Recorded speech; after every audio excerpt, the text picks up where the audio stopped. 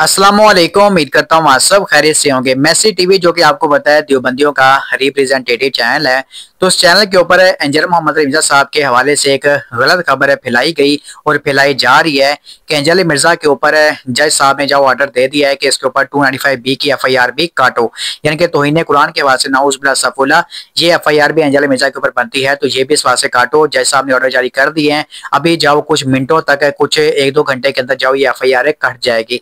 तो इस तरह का जाओ तासुर देने की कोशिश की उन्होंने अपनी इस पोस्ट के अंदर। अब इसके बाद काफी सारे भाई मुझसे पूछ रहे थे कि हैदर भाई आप हमें बताएं इसमें क्या सच्चाई है।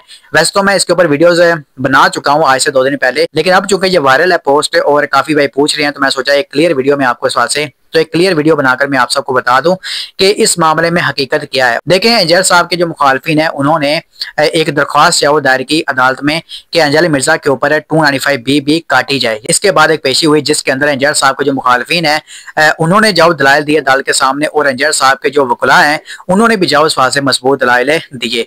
तो उन दलाइल को सुनने के बाद जज साहब ने वो जो दरख्वास्त उन्होंने दायर की थी उसको खारिज कर दिया, यानी कि एक तरह का जो मामला एंजल मोहम्मद मिर्जा साहब के हक में एक फैसला जो एक तरह का सुनाया गया उस दरख्वास्त को खारिज करके। और इसके अलावा जो और दरख्वास्तें दी गई थी एंजल साहब के खिलाफ है, इसके ऊपर ये भी लगाओ वो भी लगाओ, तो वो भी जज साहब ने जज से खारिज कर दी। एंजल मोहम्मद मिर्जा साहब की लीगल टीम ने दलाइल ही जो इतने मजबूत वहां पर पेश किए। अल्लाह पाक के खास फजल करम और रहमत के साथ एंजल साहब की लीगल टीम ने जब वो एंजल साहब का वहां पर केस लड़ा, ठीक है, तो इस वास्ते दलाइल दिए, जिसका नतीजा ये हुआ कि जज साहब ने मुखालफिन की जो दरख्वास्त है उसको खारिज कर दिया।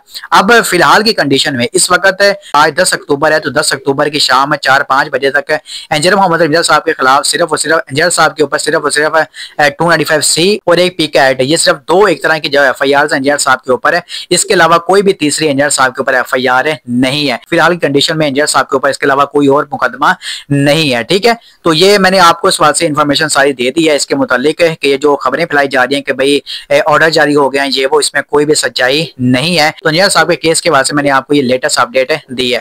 बाकी इसके अलावा कोई बड़ी खबर आती है तो इंशाल्लाह ताला मैं आपको इस बात से दे दूंगा। तो आप सब इस बारे में क्या सोचते हैं, कमेंट सेक्शन में जरूर करें। अस्सलाम वालेकुम व रहमतुल्लाहि व बरकातहू।